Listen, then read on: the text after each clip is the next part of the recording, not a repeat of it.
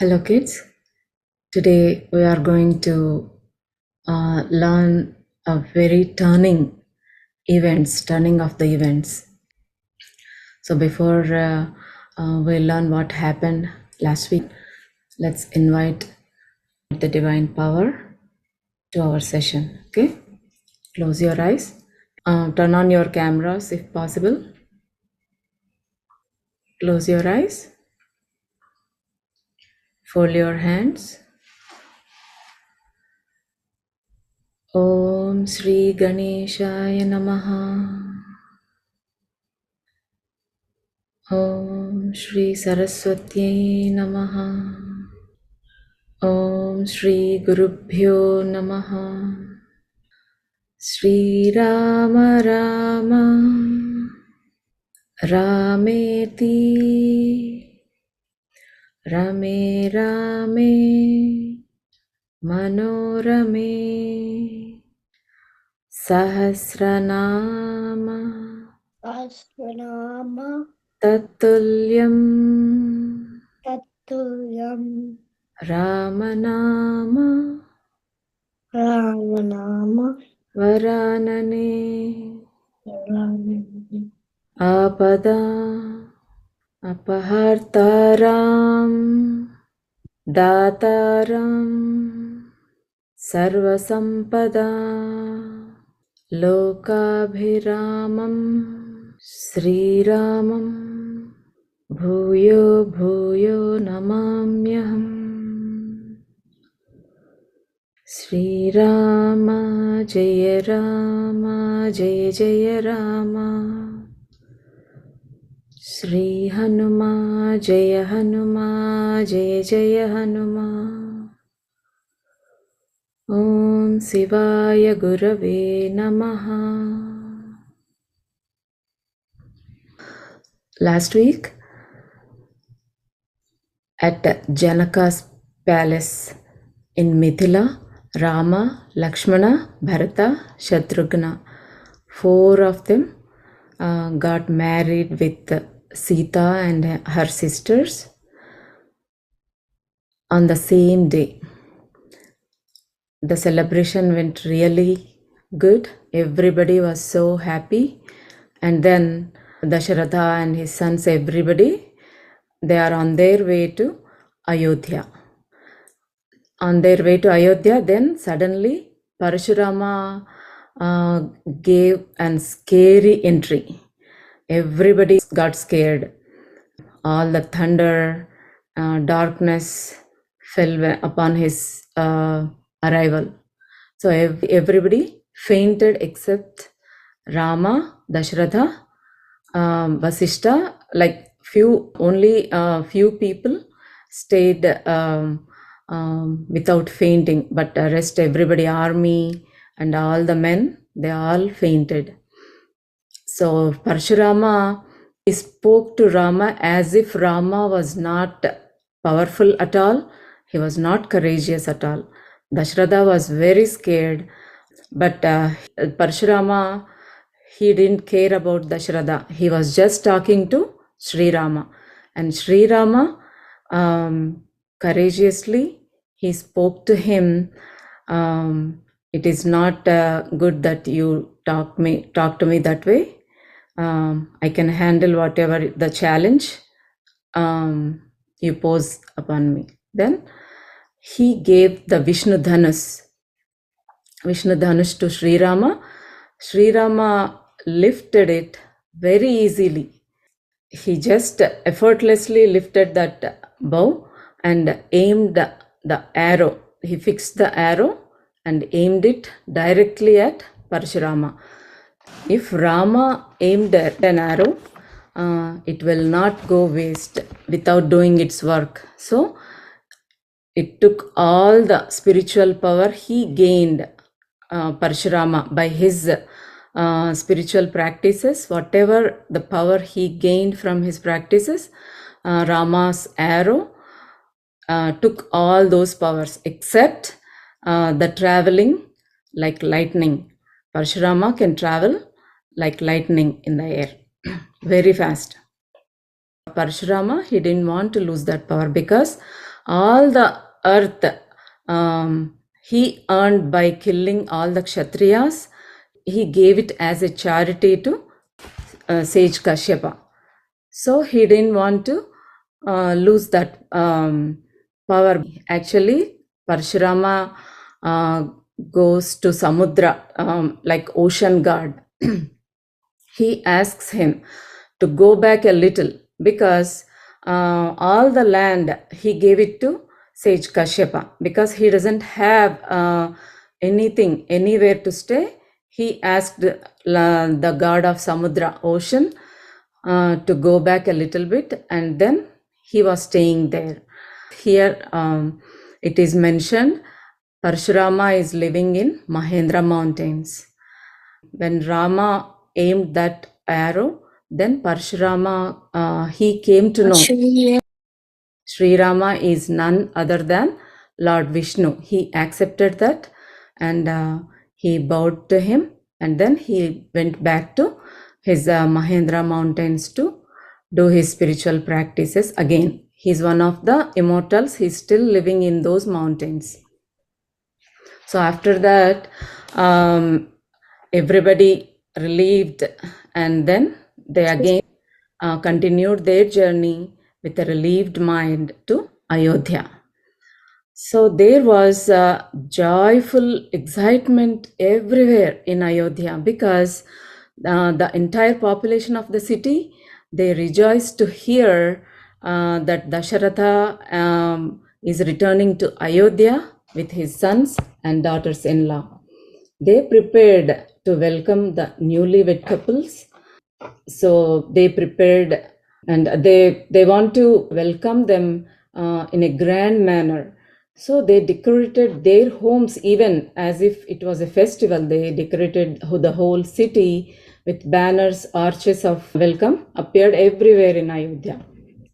So the party, Dasaratha and everybody, they are taken to the palace in a huge procession. Here see, all the people, they welcomed them in very grandly, and the big procession happened. They all went to the palace. All the couples visited the temples, worshipped the family gods, and greeted all the elders. Afterwards, the brides and grooms, they went to the palace and lived in comfort and happiness with their friends and relatives. Rama and Sita, they were a most happily suited pair. They were like a single soul in two bodies. They loved each other very deeply. They became very close, and they both always follow dharma in their duties. Many years passed by. Once, Bharata's mother, Kaikeyi's brother, Yuddhajit.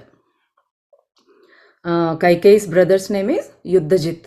He is the king of Keikaya. Kaikeyi got the name because she is the princess of Keikaya. That's why she got the name Kaikeyi. So he came. He wants to take Bharata with him for a few days. Bharata is also very excited to go to his uncle's house. But Shatrugna is always with Bharata like a shadow. Bharata's grandfather, he's Ashwapati. His grandfather's name is Ashwapati. He was also waiting for them. So Bharata and Shatrugna, they went with Yuddhajit to Keikaya kingdom.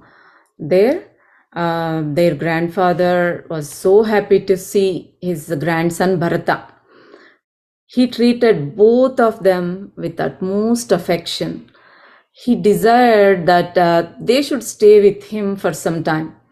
So Bharata and Shatrugna, they have stayed back and spent their days in their uncle's house happily.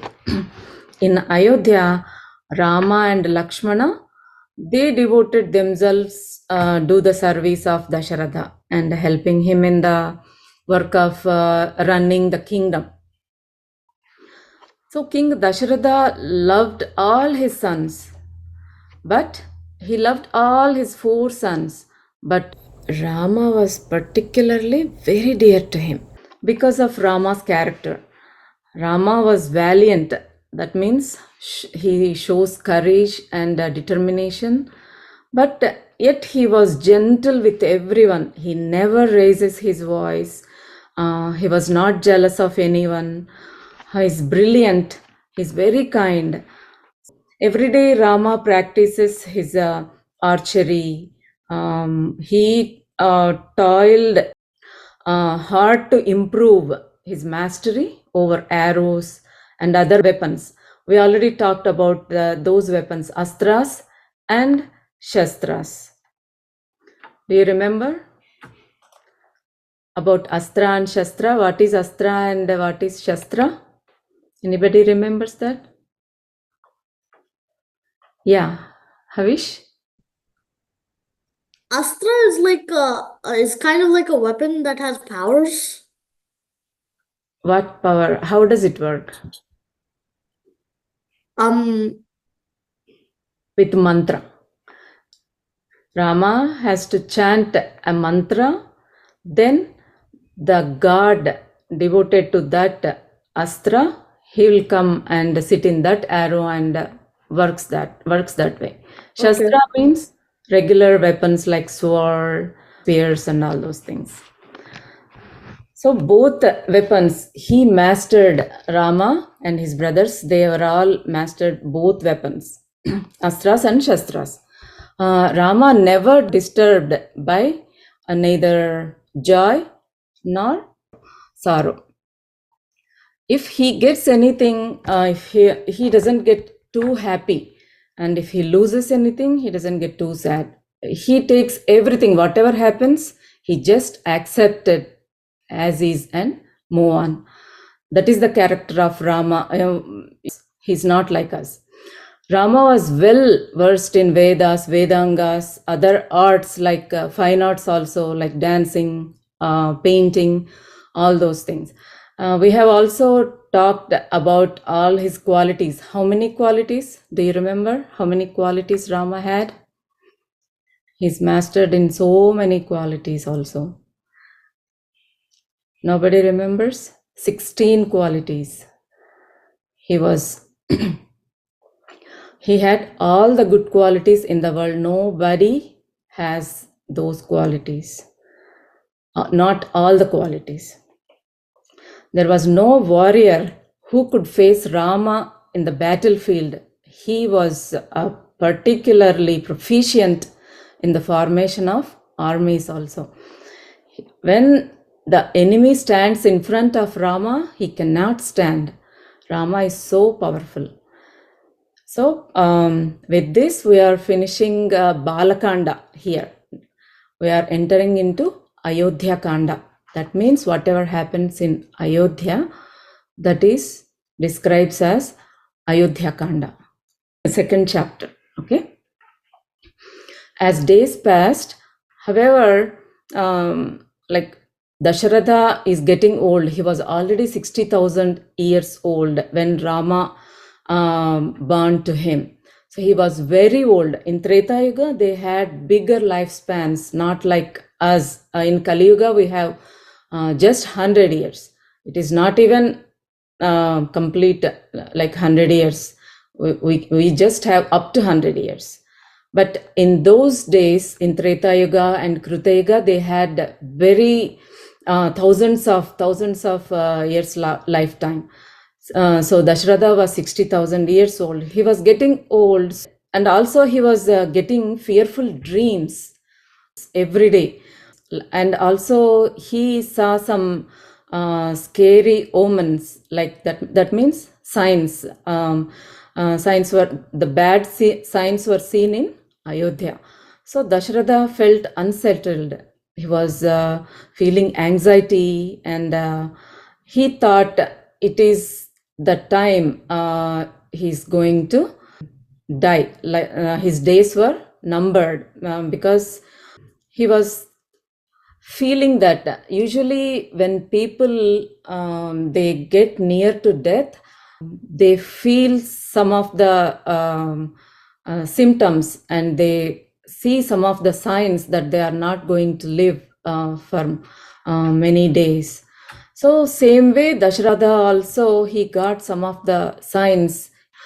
So those signs warn him, there is something going to happen, bad going to happen. There is a calamity. There's a big calamity is going to happen. So he was thinking of that. He was growing weaker day by day. So he was thinking in his mind, like, I can no longer bear these responsibilities as king. So Rama is, anyway, he's very dear to the people. He's better than me in every way. And I will crown Rama as a king while I'm still alive, so that I can happily ascend to heaven when the time comes. He was thinking in his mind like this. So he summoned his ministers and assembled his courtiers to announce the decision. So he assembled all his courtmen to announce the decision. So he sent for all the nearby kings and important people also. Dasaratha addressed the assembly and said, "O honorable men of my court, I have called you to seek your opinion on the proposal I have. As you know, I have grown old. I cannot rule over the kingdom without strain like before. That's why I'm thinking of installing Rama as Yuvaraja, like king." So he asked all their opinion. By hearing this, they were all delighted. They were all so happy to hear that Rama is going to be a king. They all said in a single voice, "We all approve of your decision, Maharaja." And then Dasaratha was so pleased to hear everybody agreed that Rama becomes the king. So he talked to his priest Vasishta and gave instructions, and he asked him to set a muhurat, the time. He wants to set him a time. He said, "This is the sacred month of Chaitra, that is the first month." India, they were using the Chaitra, Vaishakha, Jyeshta, Ashada, like that, not January, February. These are English months, right? So Chaitra month actually comes in March, around March, that time. So he asked him, "Please prepare for the ceremony." Vasishta gave instructions to the ministers. By tomorrow morning, arrange for white flowers. Parched rice means it is dried out by heat. Honey, ghee, and all the list of the things that is needed for Rama's coronation. And he also instructed, keep everything at one place and arrange weapons, chariots, elephants, food for 100,000 Brahmins. So all the instructions were given to for preparing the ceremony. So Dasaratha, he didn't have enough time to send a word to Kaikeyi. That means Bharata's uncle's kingdom. It is so far. So he didn't send that information. He didn't inform Kaikeyi and Midila, Sita's father Janaka. They both are very far from there. So he didn't inform them, but he thought, okay, they will definitely, they will become very happy when they hear this news. So Dasaratha sent his chief minister Sumantra to fetch Rama. Rama came and he touched Dasaratha's feet and he took his blessings. Dasaratha, he hugged him and said, "Your goodness, like Rama is very good. Everybody loves him. So your goodness endeared you to the people. So you will be installed as Yuvaraja tomorrow. That means king. So we do not have much choice of auspicious days. So I thought of celebrating the crowning ceremony tomorrow itself." Then he talked to Rama privately. So he was giving instructions what he has to do when he becomes a king. So he was saying, Dasaratha is saying to Rama, as their king, please look after the people well. You should repay your dues to the gods and your ancestors. I see frightening dreams at night and meteors and thunderbolts. Astrologers say that I will suffer a terrible misfortune and meet my end. That means he is going to die very soon. So you must be crowned as king without any delay. So please go, my son, return to the palace. You and your wife Sita should fast. That means they should not eat anything that day. You should fast today and worship God. Get up early in the morning and complete all the religious rites, prepare for the coronation. And Dasaratha himself, he was thinking inside, it is very good to do this while Bharata is away, because even though he loves Rama very much, but sometimes the minds of men can change. So he was thinking like that, that is a good thing that he is away. So Rama went to his mother. She was wearing clean clothes, and she did her pranayama, and then she was worshipping Lord Narayana. Om Namo Narayana, like that. She was worshipping the god. And Lakshmana and his mother Sumitra and Sita were also there with her. Rama went to her mother Kausalya and informed about the news. Then she became very happy. Then Rama said, the father is asking us to do this worship today, and tomorrow morning only the coronation ceremony is going to happen. Then she said, oh child, rule the kingdom well and always think of the welfare of the people. And she blessed them and sent him away. Rama and Sita, they returned to their own palace. Vasishta came and he said, you both must fast today, control your mind, sleep on the darbha grass. You should not sleep on the bed. You should sleep on darbha grass.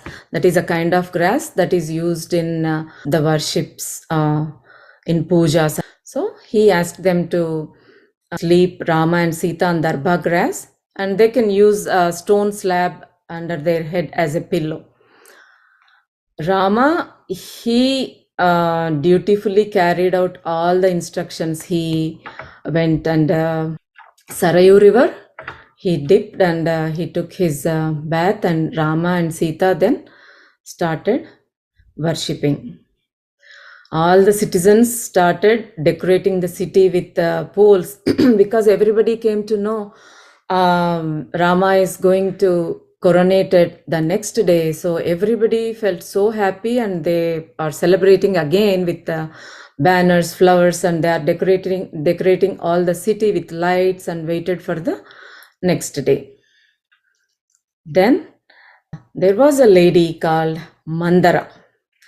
She was the confident maid of Kaikeyi. She came from Kaikeyi kingdom. When Kaikeyi got married, Mandhara came with her. So Kaikeyi loves her very much. But this Mandhara is a very wicked lady. She was a very ugly looking woman. Besides, she had a hunchback also.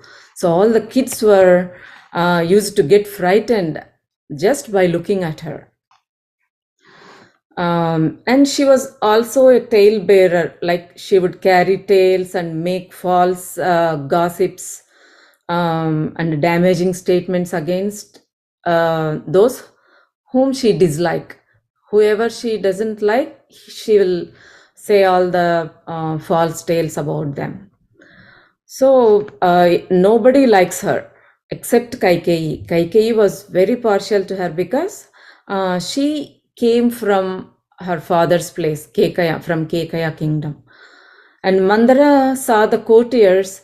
Everybody was coming out so happy from the assembly. Dasaratha assembled everyone, right? So everybody came out very happily. So she thought, what's happening? What's going on? She stopped one of the courtier and she asked him, what's going on? Then he said, Sri Rama is to be crowned tomorrow. Can there be any happier news than this? And then Mandara, she's called Papa Darshini. That means she sees only bad in everything. She sees only bad. So she was not pleased. On the other hand, she felt as if the sky collapsed around her. She decided to prevent the coronation somehow. She doesn't want Rama to become king. So she hobbled furiously to Kaikeyi. So Kaikeyi said, what's the matter? Why are you furious? And then she said, get up, you foolish woman. A flood of misery that is happening. You think you are lucky and you are very loved, but you are hated. Your husband is very deceitful. Having Bharata sent away, like he sent Bharata away, and he is crowning Rama tomorrow morning. The news actually delighted Kaikeyi. Kaikeyi was so happy to hear that news. She was so happy because she loves Rama more than Bharata. Even Rama loves her more than Kausalya. So she felt so happy. She had limitless affection for Rama. So by hearing that, she immediately gave one jewel to Mandhara. Immediately Mandhara threw that jewel away and she was very angry because she's even angry because Kaikeyi is so happy hearing that. So she threw away the necklace Kaikeyi gave her, and Kaikeyi asked in anger, what is this? Why did you throw away that necklace I gave you out of joy? Then Mandhara said, I pity your foolishness. How can you feel so happy? Your stepson is a threat to Bharata, who is equally entitled to the throne. What will you gain if he becomes the king?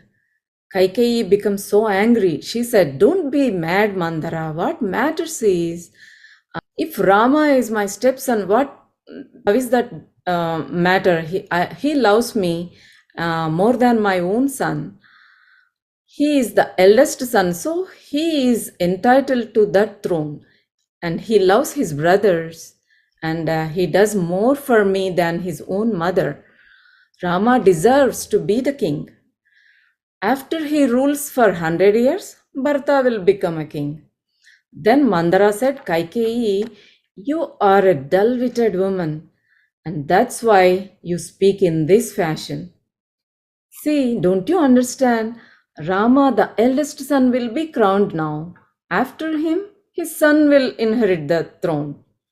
What will be the fate of your own son, Bharata? He will be a servant in Rama's palace, and you will be servant in Kausalya's palace.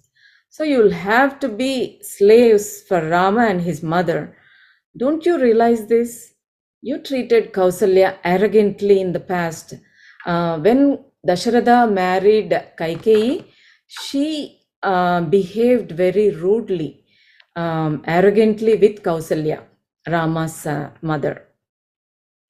So maybe she'll take out on you once Rama becomes king. So Kaikeyi doesn't think of all these things, but Mandhara is injecting the poison into her mind. Now, first Kaikeyi would not listen to Mandhara. She was very happy. But Mandhara was an evil woman. She wished to do something. She would do it by hook or crook. She will do it. Once she thinks in her mind, she will do it. She injected poison in the mind of Kaikeyi in many ways. Now Kaikeyi began to hate Sri Rama. Now she wanted to prevent the coronation of Rama somehow and wanted her son Bharata to become the king, and she wants him to be on the throne. So how could she do it? Asked, what should I do? What shall I do? How can I prevent this coronation? Then Mandhara, I already know the way. You once told me about an incident happened long ago. Once your husband was helping Devas in a war against Asuras. So Dasaratha went to help Devatas, gods in the war with Asuras, Rakshasas. There was a Asura called Timidhwaja. He was also called Sambara. Sambara means who is very cunning and deceitful. So when Dasaratha went to help gods to fight Asuras, you also went with him. So Kaikeyi also went with him. In that war, Dasaratha, he lost his consciousness because that Shambara Asura was very powerful. So Dasaratha was severely wounded and he fell unconscious.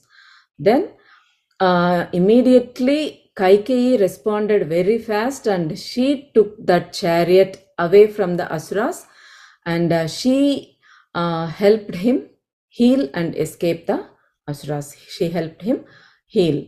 That's why Dasaratha loves her very much, because she saved his life.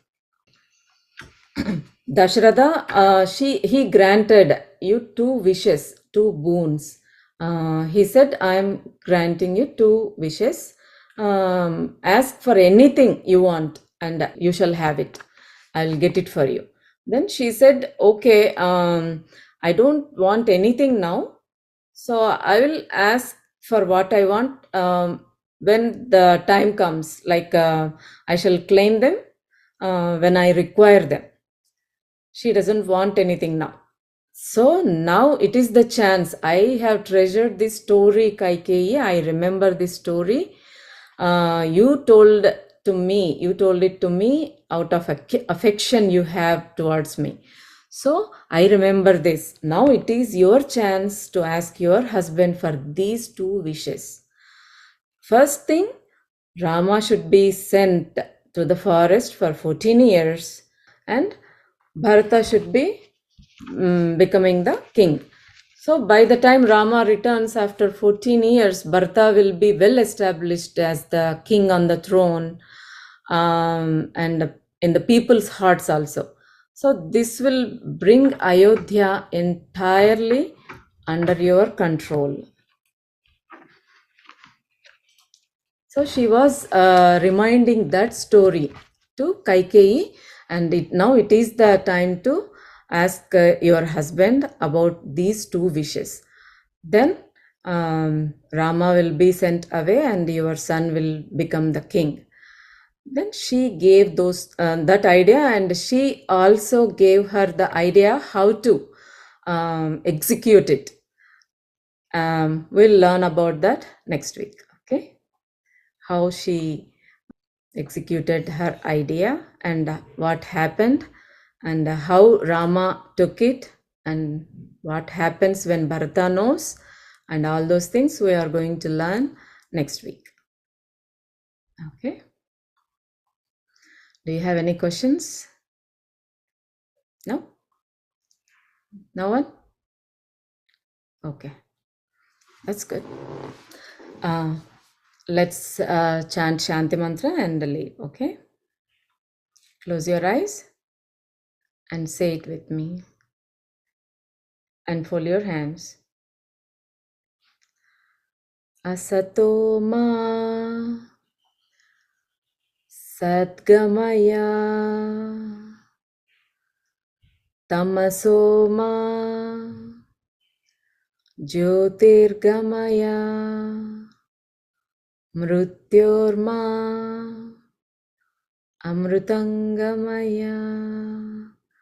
Om Shanti, Shanti, Shanti. Okay. See you next Wednesday. Okay. Good night. Bye bye. Bye. Bye. Bye. Bye. Thank you for joining. Bye. Bye. Thank you.